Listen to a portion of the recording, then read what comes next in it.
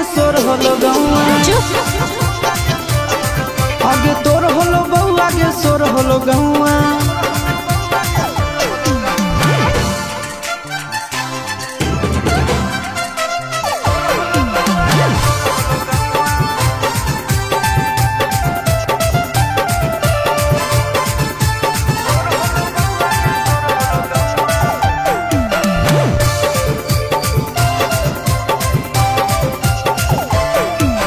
के लागल हो पेट में वीडियो वायरल हो पूरा मार्केट में सुन बोल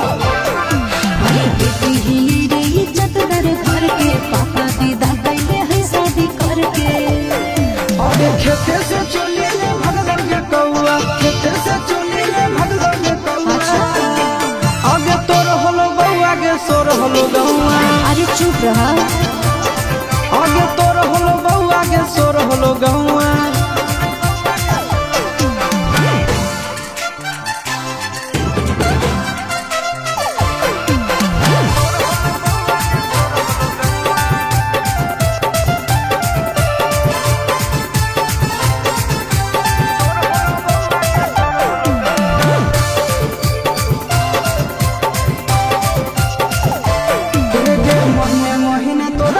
हमरा बोतल को के तोरे भजैया अच्छा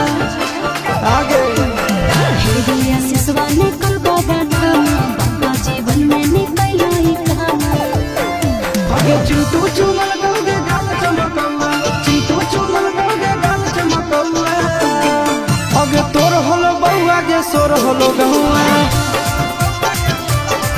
आगे तोर होलो बउआ के सोर होलो गौआ।